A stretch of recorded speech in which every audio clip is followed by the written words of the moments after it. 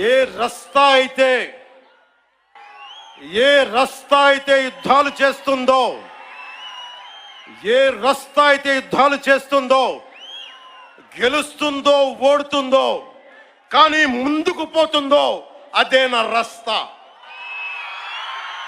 ఏ రస్తాలో కూడా సంఖ్యలు కూడా సవాల్ చేస్తాయో, ఏ రస్తాలో కూడా అపజయం కూడా అగ్ని జ్వాలై మండుతుందో అదే నా రస్తా. ఏ రస్తాలో మరణం కూడా మహాప్రబంధంగా ప్రతిధ్వనిస్తుందో అదే నా రస్తా. అందుకే పరాభవం చెందిన, పరాజయాలు పొందిన ఎందుకు కదలకుండా నిమ్మకు నీరెత్తినట్టు ఉంటానంటే నా సనాతన ధర్మం మీద నాకున్న అచంచలమైన విశ్వాసం. ఈ మధ్యన సనాతన ధర్మం ఒక వైరస్, దాన్ని అంతం చేస్తాం అంటున్నారు కొందరు. గతంలో శ్రీరామచంద్రుణ్ణి, మనందరం కొలిచే శ్రీరామచంద్రుణ్ణి కొన్ని దశాబ్దాల క్రితం పాదరక్షలతో కొడుతూ, చెప్పులతో కొడుతూ, ఊరేగింపుతో తీసుకెళ్లారు.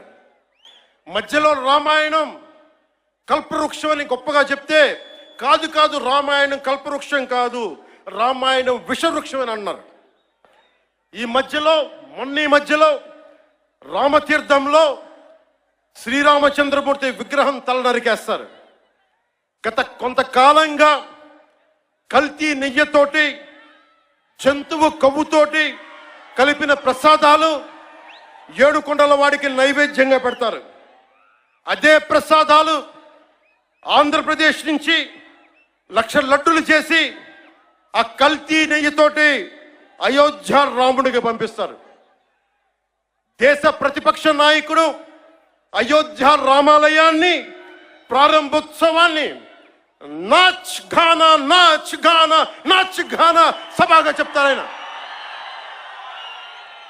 మా మనోభావాలు దెబ్బతిన్నావు.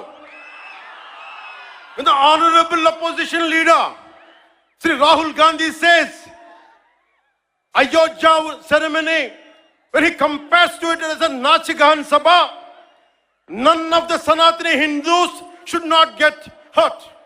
We have to be happy about it. And you want the votes of all the Sanatani Hindus to get into the power, to be a political leader, to be in the opposition. And you want all the votes of Sanatani Hindus. But you don't respect Lord Rama. You might hate Modi ji. You might hate us.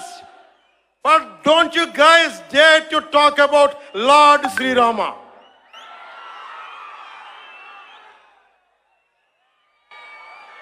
మన హిందువులుగా మనం బాధపడకూడదు.